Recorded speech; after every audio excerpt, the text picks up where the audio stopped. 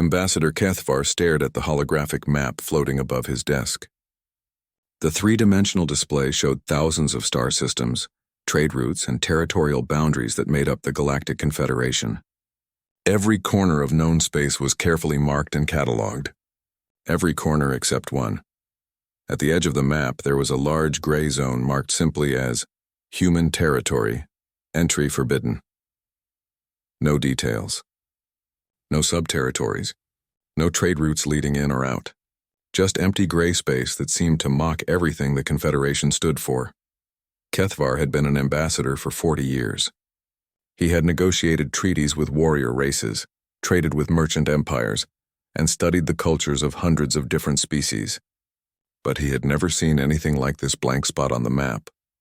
It bothered him more than he cared to admit. The door to his office chimed softly. "Enter," he called out, not taking his eyes off the map.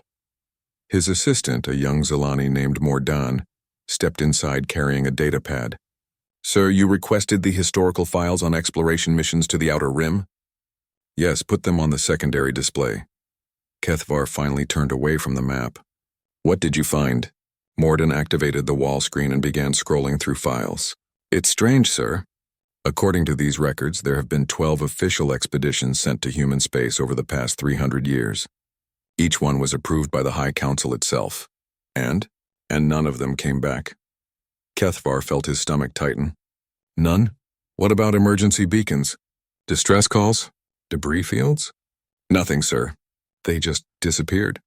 Morton pulled up another file. The first expedition was sent 293 years ago.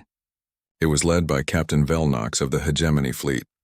50 crew members, the best ship available at the time. They crossed into human space and were never heard from again. Show me the others.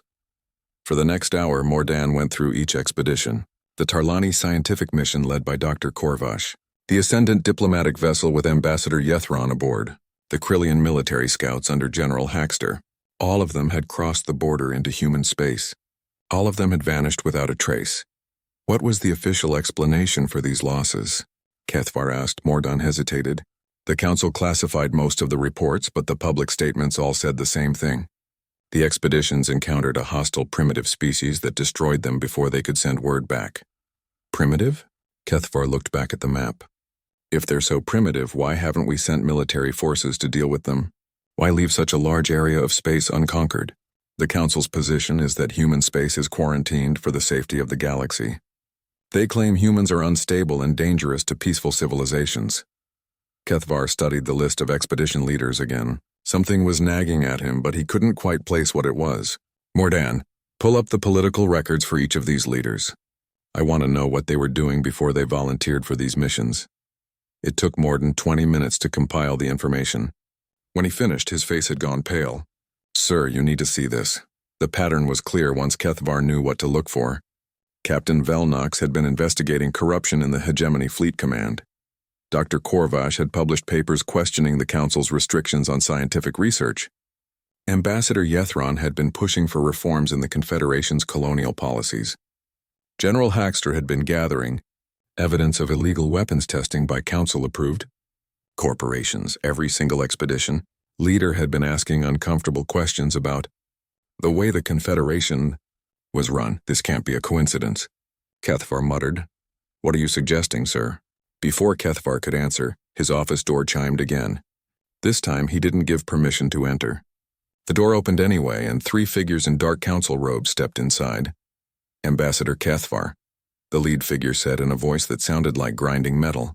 "We understand you've been reviewing classified expedition records." Kethvar stood slowly. He recognized the voice even though he couldn't see the face hidden beneath the hood.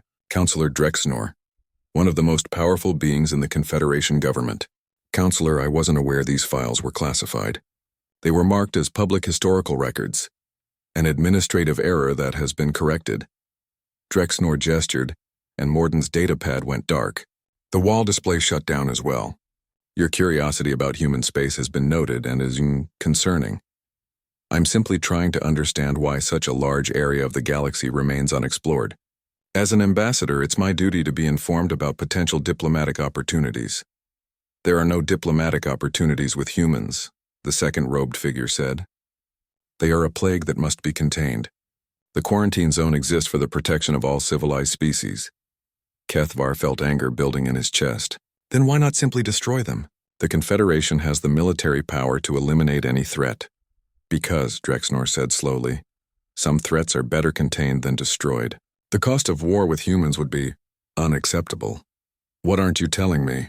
Everything you need to know is in the official reports. Humans are dangerous, primitive, and best left alone. Your investigation into this matter ends now. Drexnor stepped closer to Kethvar's desk.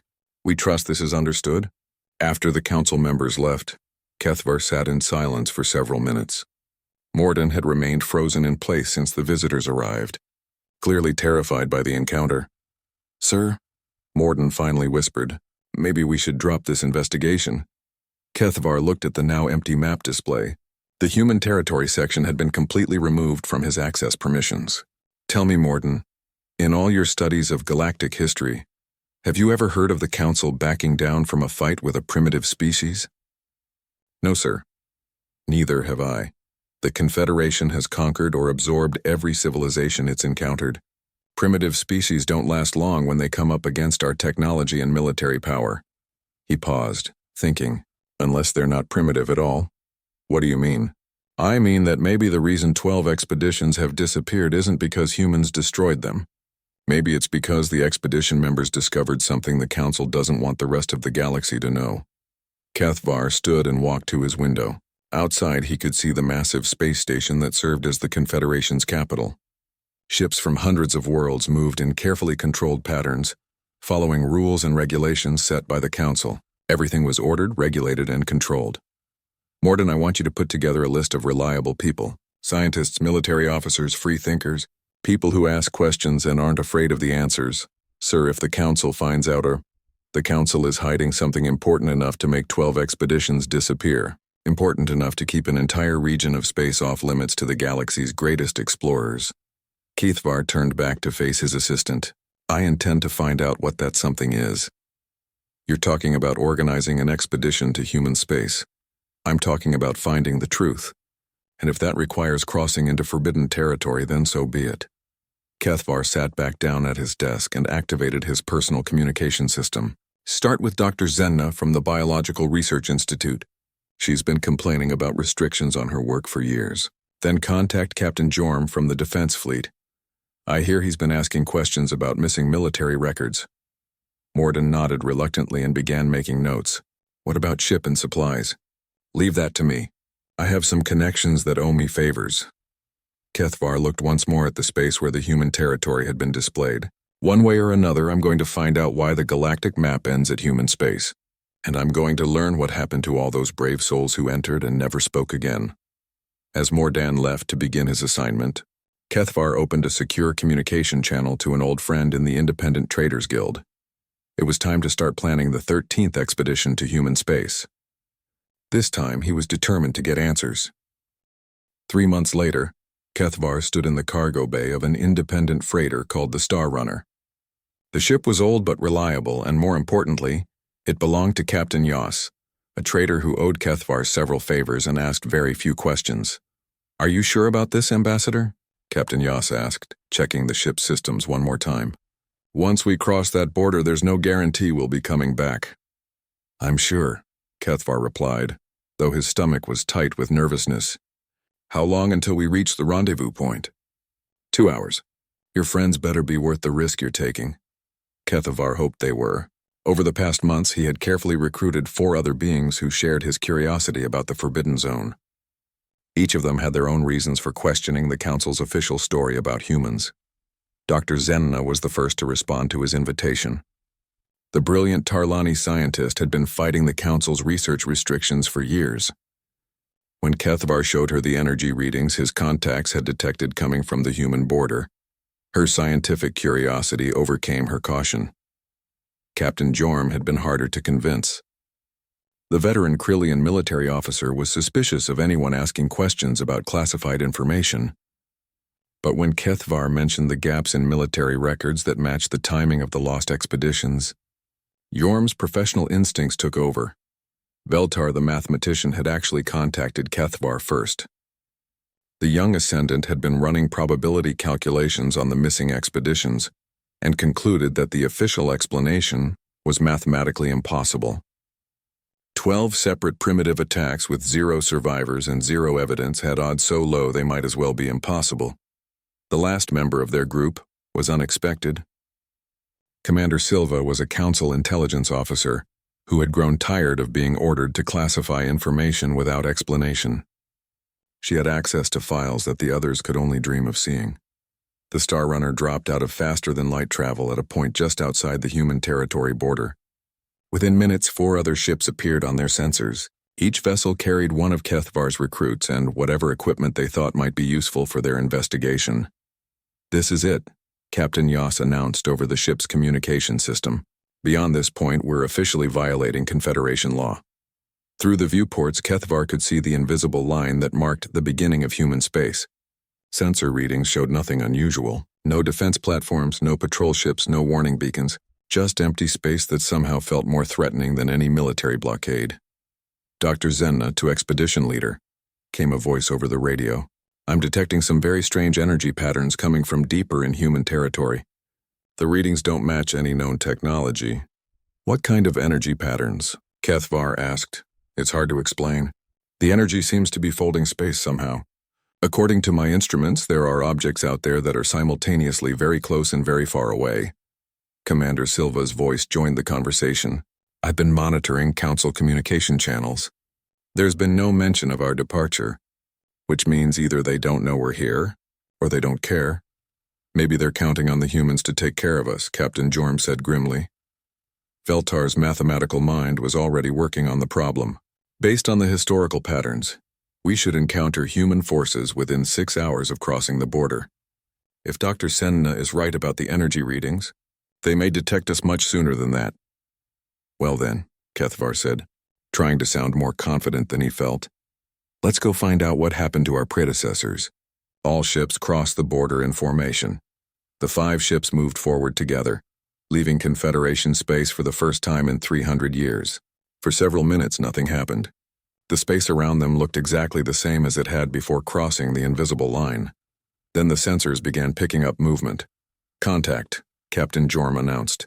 "Multiple ships approaching from 3 directions." "They're moving fast." "How fast?" Kethvar asked. "Faster than anything in the Confederation fleet. These aren't primitive vessels."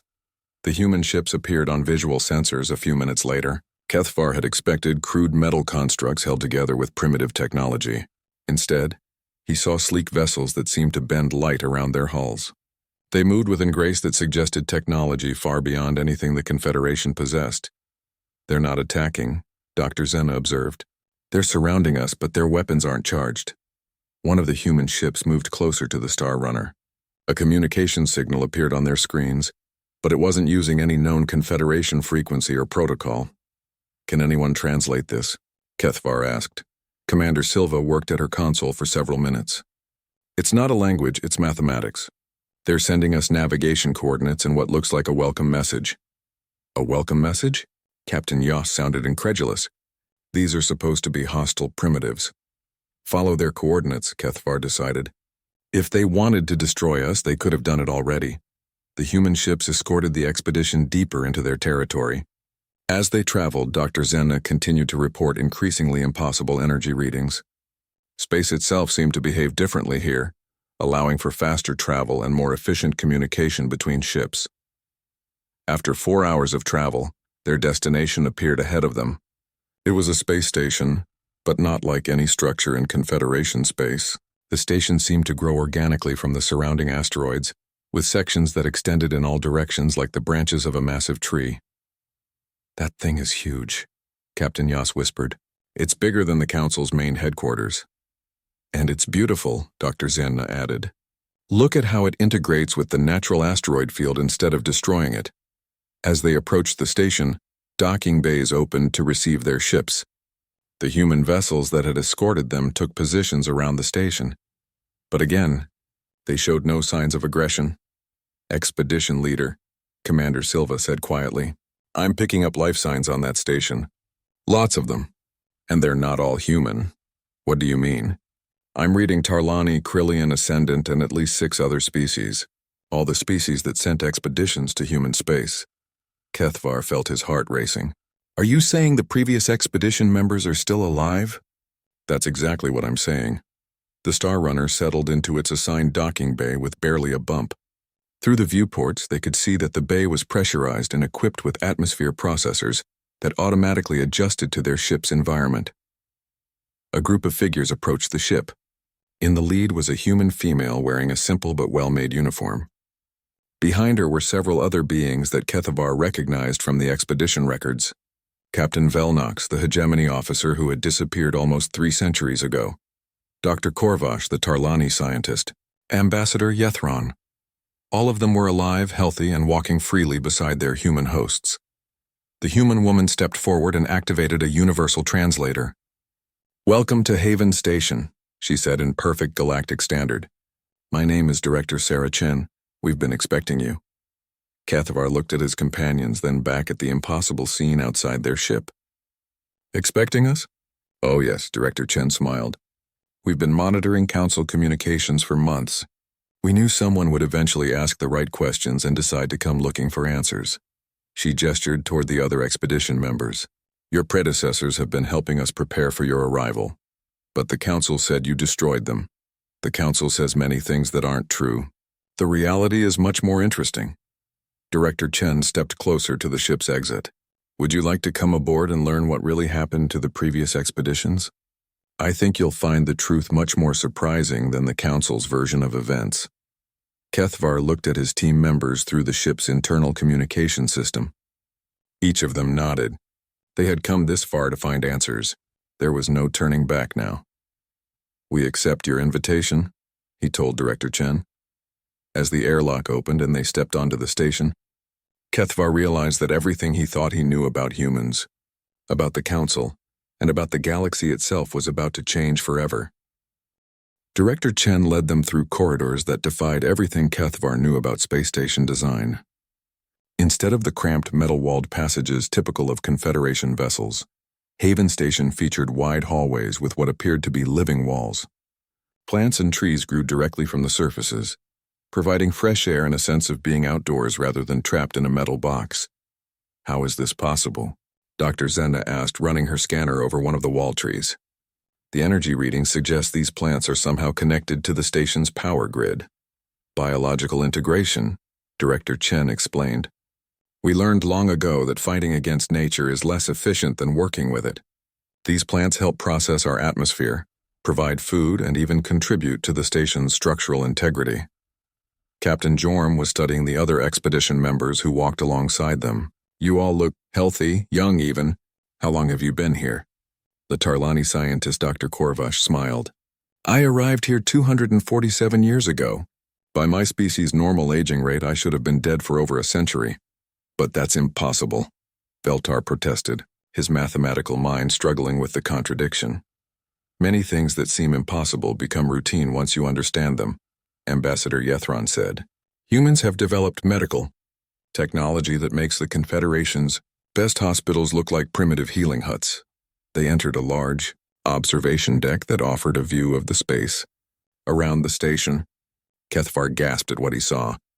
The area was filled with ships, space habitats, and what appeared to be entire cities floating freely in the void. Some of the structures were clearly human in design, but others belonged to every species he recognized. "This is just one small section of human space," Director Chen said. "We currently have settlements in over 3,000 star systems, with a total population of approximately 200 billion beings." 200 billion? Commander Silva checked her scanner, thinking it might be malfunctioning. "The Council estimates the total population of human space at maybe 50 million. The Council estimates many things incorrectly. Please sit down. I think it's time we explained what really happened to your predecessors and why we asked them to remain silent about us." They gathered around a circular table that seemed to grow from the floor itself. Director Chen activated a holographic display that showed a map of human space. It was vast, extending far beyond the gray zone marked on Confederation charts. 300 years ago, humans were exactly what the Council claims we are today. Primitive, aggressive, and isolated on a single world. We had barely achieved spaceflight when the first Confederation expedition found us. The hologram changed to show historical records. Kethavar saw images of early human cities, crude spacecraft, and primitive weapons. The expedition was led by Captain Velnox here. The Hegemony fleet had orders to evaluate us for potential conquest or absorption into the Confederation. What they found was a species on the verge of destroying itself with wars and environmental damage. Captain Velnox stepped forward. The official mission was to determine if humans posed a threat to galactic stability. What I discovered was a species with incredible potential that was being held back by its own primitive social structures. So you decided to help us, Director Chen continued. Instead of reporting back to the Council, Captain Velnox and his crew chose to share their knowledge with human scientists and philosophers. They taught us about galactic civilization, advanced technology, and peaceful conflict resolution. Dr. Zenna was fascinated. But why keep it secret? Why not announce your progress to the galaxy? Dr. Korvash answered her. Because we quickly realized that the Confederation wasn't the peaceful alliance it claimed to be. The more we learned about galactic politics, the more we understood that the Council maintains power through control of information and technology. The hologram shifted again, showing what appeared to be internal Council documents. Commander Silva recognized some of them immediately. These are classified intelligence reports, she said. How did you get access to them? When the second expedition arrived, led by Dr. Korvash, we learned even more about how the Confederation really works, Director Chen explained. The Council deliberately keeps member species dependent on their technology and resources. They prevent scientific advancement that might threaten their control. Each subsequent expedition brought us more knowledge about the galaxy's true political situation, Ambassador Yethron added. We realized that if humans emerged too quickly with advanced technology, it would trigger a war that would devastate the galaxy. Kethvar was beginning to understand. So you chose to develop in secret while letting the Council think you were still primitive. Exactly. Meanwhile, the expedition members who stayed helped us advance much faster than we could have on our own. Human creativity combined with galactic knowledge produced some remarkable results. Director Chen activated another display showing various technologies. Kethavar saw medical devices that seemed to repair tissue at the cellular level, manufacturing systems that could create complex materials from basic elements, and transportation methods that seemed to fold space itself. We've eliminated most diseases that plague other species, she explained. We've solved energy scarcity through fusion and matter conversion. We've developed faster-than-light communication that allows instant coordination across our entire territory. This is incredible, Veltar said, studying the technical specifications. These advances should be shared with the entire galaxy. And they will be, Director Chen said. But gradually, carefully, in ways that won't trigger a catastrophic response from the Council. She showed them another section of the hologram. Over the past 50 years, we've been slowly introducing our medical and agricultural advances to other species. Always through intermediaries, always with plausible cover stories about independent research. Commander Silva recognized some of the incidents. The miraculous cure for Tarlani blood fever that appeared 30 years ago. The new crop varieties that ended the famine in the Outer Rim colonies. You were behind those, among others. We've saved approximately 40 million lives so far, and prevented 6 wars through careful diplomatic intervention. Captain Jorm was still suspicious. If you're so advanced, why haven't you simply overthrown the Council and taken control of the galaxy? Because that would make us exactly like them, Director Chen replied. We don't want to rule the galaxy. We want to free it. There's a difference. She pulled up another display showing various Council military installations. The Council maintains power through fear and force. If we simply replace them with our own government, we'd be creating the same system with different rulers. So what's your plan? Kethavar asked. Gradual change. We continue to introduce beneficial technologies while building networks of allies throughout Confederation space. When enough species have tasted true freedom and prosperity, the Council's system will collapse from within. Dr. Korvash stepped forward. This is why we asked the expedition members to remain silent. Each of us chose to stay and help with this work rather than return and trigger a premature confrontation. But now that you know the truth, Director Chen said, looking directly at Kethvar, you have the same choice we offered them. You can return to Confederation space and pretend this encounter never happened.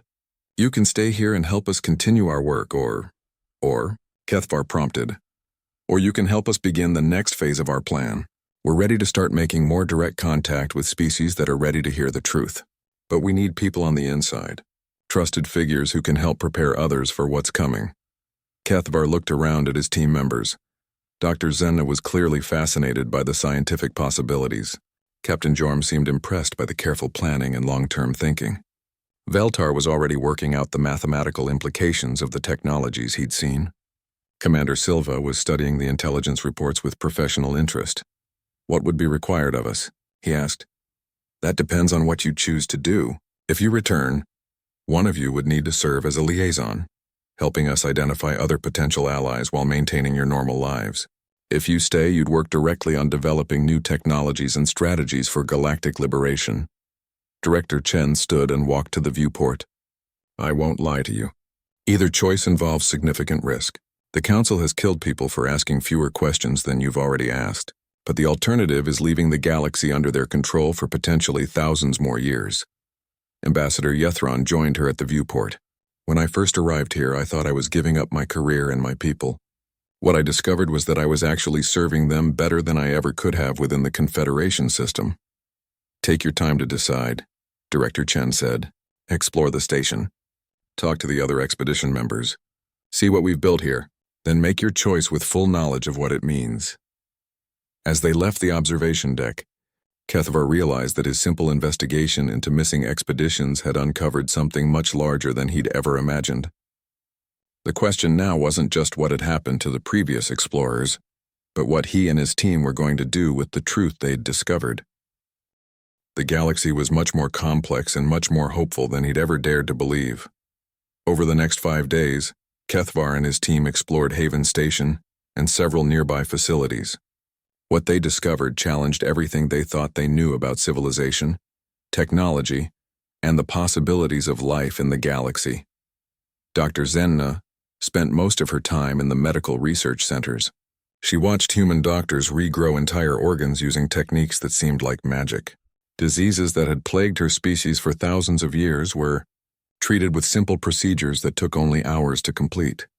"This changes everything," she told Cathvar during one of their evening meetings. "The medical advances alone could extend the lifespan of every species in the galaxy by centuries, and they're willing to share it all freely." Captain Jorm had been studying human military technology and defensive systems. What he found surprised him even more than their medical advances. "They don't have weapons," he reported. "Not in the way we understand them. Their entire defense strategy is based on avoidance and deflection rather than destruction." "What do you mean?" Cathvar asked. "Their ships can become invisible to sensors or phase out of normal space entirely. They can redirect attacking weapons back at their targets, or simply move entire installations to different locations instantly. They've made warfare obsolete by making it impossible." Veltar had been working with human mathematicians and engineers. His report was the most stunning of all. "They've solved faster than light communication," he said, his voice filled with awe. "Real-time communication across any distance. Do you understand what this means? The Council maintains control partly because it takes weeks or months for information to travel between star systems. With instant communication, that advantage disappears completely." Commander Silva had been reviewing the intelligence networks that humans had built throughout Confederation space. She discovered that they knew more about Council activities than the Council's own intelligence services. "They have people everywhere," she reported. "Not spies in the traditional sense, but ordinary citizens who've been quietly helped by human technology and now provide information voluntarily. The Council thinks they're running a secret government, but humans can see everything they do." On their last evening at Haven Station, Director Chen invited them to attend a Council meeting. Not a council meeting like those that ruled the Confederation, but a gathering where representatives from dozens of species worked together to solve problems and plan for the future. The meeting took place in a vast amphitheater carved from living rock. Representatives sat in circles rather than hierarchical rows, and every voice was heard equally.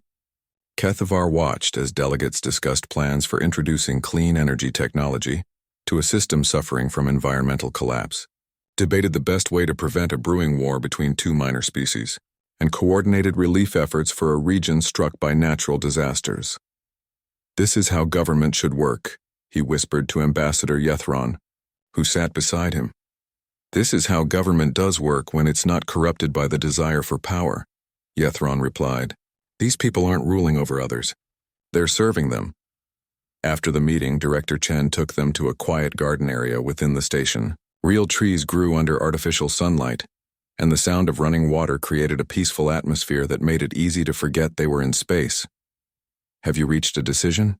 she asked. Kethvar looked at each of his team members. They had discussed their options endlessly over the past few days, weighing the risks and benefits of each choice. The decision had not been easy, but it had been unanimous. "We want to help," he said, "but we think we can be most useful if we return to Confederation space and work from within the system." Director Chen nodded. "I hoped you would choose that path. We need people in positions of authority who understand what we're trying to accomplish." "What exactly would you need us to do?" Dr. Zenna asked. "Continue your normal work, but watch for opportunities to introduce our technologies gradually." "Dr. Zenna, you could publish research on medical techniques that are actually simplified versions of our advances. Captain Jorm could identify military officers who might be sympathetic to reform. Commander Silva could help us understand which council members might be open to change." "And me?" Kethvar asked. "You'll be our primary coordinator. Your position as an ambassador gives you access to representatives from many species. You can help us identify which civilizations are ready to learn the truth about the Council's control methods." Director Chen activated a small device that projected a three-dimensional map of the galaxy. "We're already in contact with resistance movements on 17 worlds. Within the next 10 years, we plan to have established connections with every major species in the Confederation." "What happens then?" Feltar asked. "Then we begin Phase 2. We start revealing our existence more openly, offering our technology and knowledge to any species that wants to break free from Council control. When enough worlds have joined us, the Council's system will simply become irrelevant." Dr. Korvash stepped forward. "We're not trying to start a war or create chaos. We're trying to create a better way of life for everyone in the galaxy. But it has to happen gradually, or the Council will respond with violence that could devastate entire worlds." "How do we communicate with you once we return?" Commander Silva asked. Director Chen handed each of them a small device that looked like an ordinary Confederation communication unit. "These contain quantum entanglement communicators. They'll allow instant contact with our networks regardless of distance. They're disguised to look like standard equipment so they won't attract attention." "What about the rest of our crews?" Captain Jorm asked. "Captain Yas and the others who brought us here? They've been given the same choice you had. Most have decided to stay and help with our research projects. Captain Yas is returning with you to maintain your cover story. Over the next hour, Director Chen briefed them on their new roles. Dr. Zenina would receive detailed information about medical techniques that she could introduce as her own research. Captain Jorm would be put in contact with military reform movements throughout the galaxy. Commander Silva would gain access to intelligence about Council activities that would help her identify corruption and abuse. Kethvar's role would be the most complex. He would continue his work as an ambassador, while secretly building a network of contacts who could be trusted with the truth about human advancement. Each person he recruited would be carefully evaluated to ensure they shared the goal of galactic freedom, rather than simply wanting to replace the current system with their own.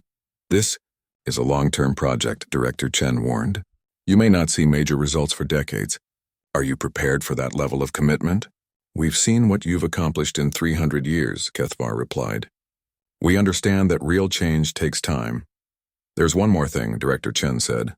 "You need to understand that returning to Confederation space means you'll be living a double life.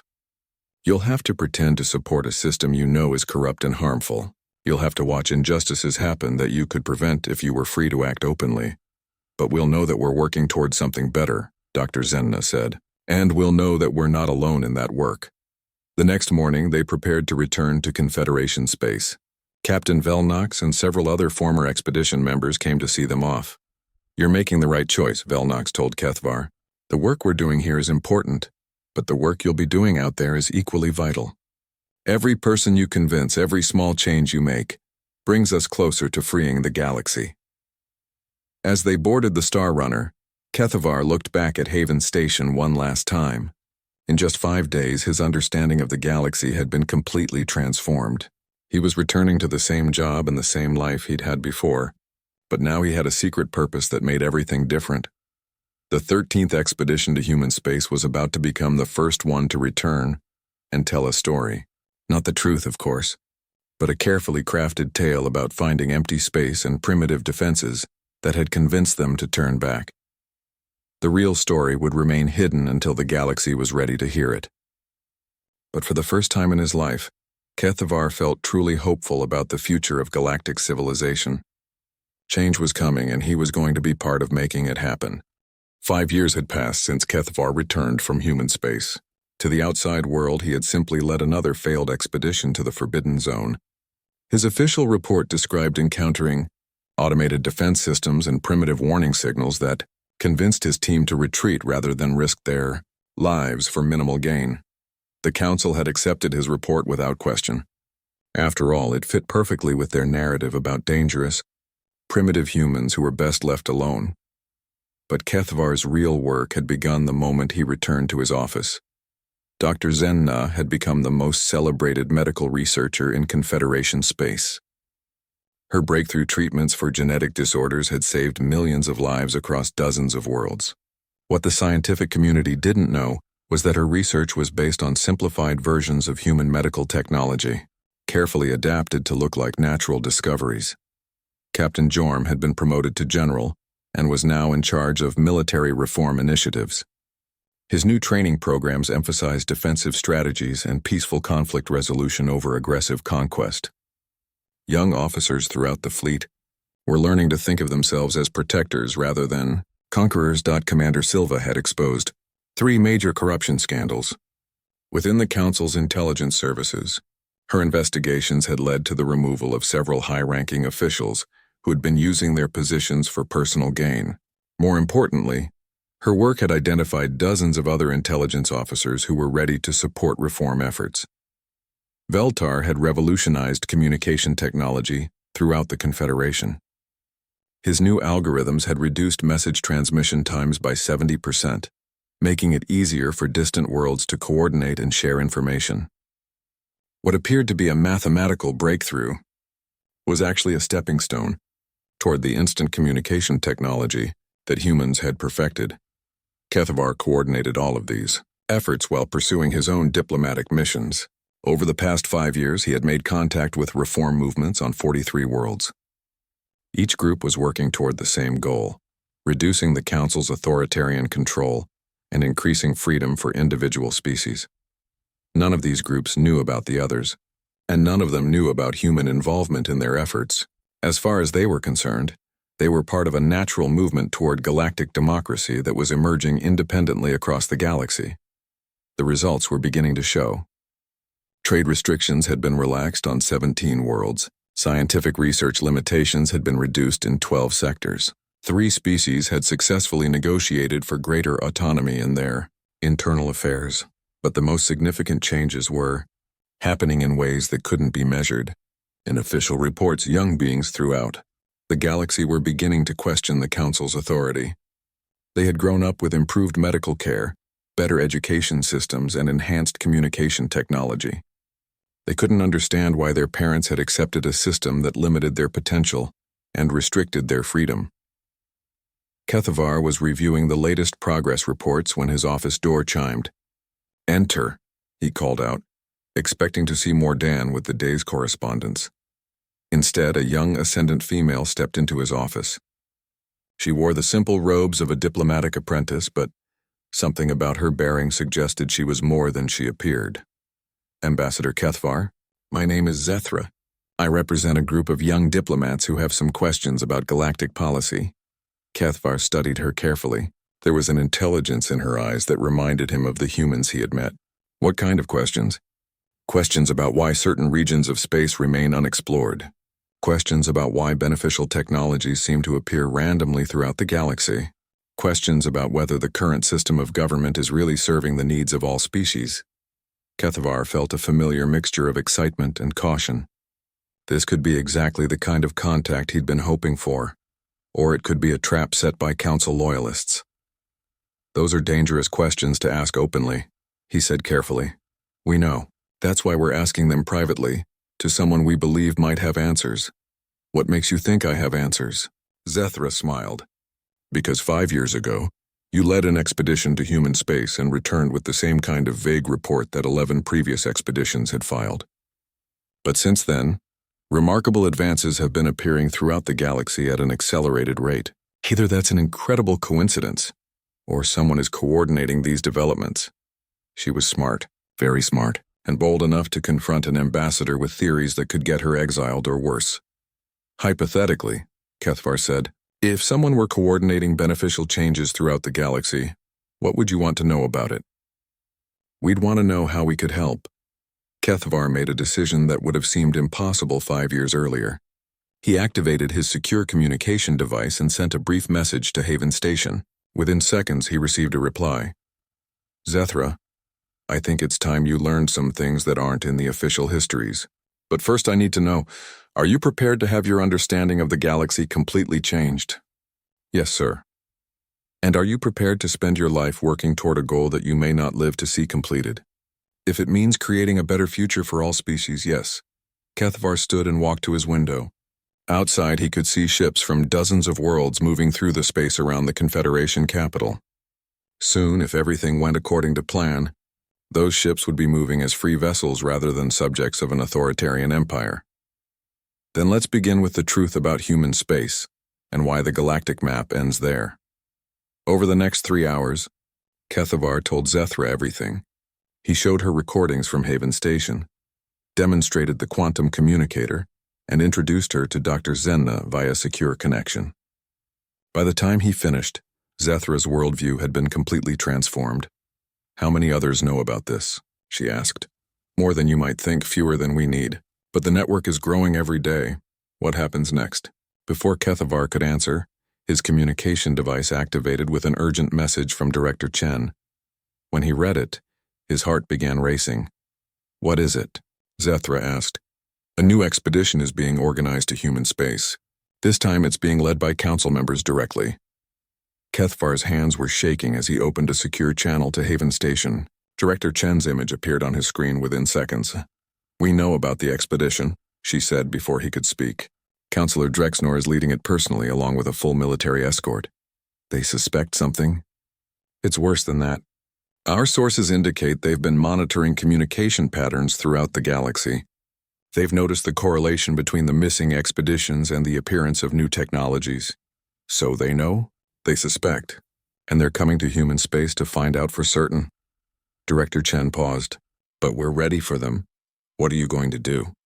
Something we should have done years ago. We're going to tell them the truth. Kethvar felt a chill run down his spine. All of it? All of it. The time for secrecy is ending, Kethvar.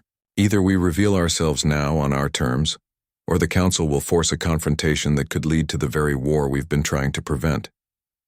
Director Chen's image shifted to show a view of human space. Massive fleets of advanced ships were moving into position along the border. But these weren't military formations. They were escort fleets prepared to guide the Council expedition safely to a meeting that would change the galaxy forever. The Council thinks they're coming to investigate a primitive species. Instead, they're about to meet a civilization that could have conquered the galaxy centuries ago, but chose to save it instead. What do you need us to do? Be ready. Within the next few weeks, everything is going to change. The secret phase of our operation is about to end, and the public phase is about to begin. As the communication ended, Kethvar turned to Zethra. The young diplomat looked overwhelmed but determined. I suppose this means my training period just ended, she said. For all of us, Kethvar replied. The galaxy is about to learn that the map doesn't end at human space because humans are dangerous. It ends there because beyond that border lies a future that the Council never wanted anyone to see. He looked out at the stars one more time, knowing that within days, those same stars would be shining down on a completely different galaxy. The bold who had entered human space and never spoke again were about to break their silence. And when they did, the Confederation as everyone knew it would cease to exist. The 13th expedition had returned with a secret. The 14th expedition was about to discover that the secret was bigger than anyone had ever imagined. Change was coming to the galaxy, and there was no stopping it now.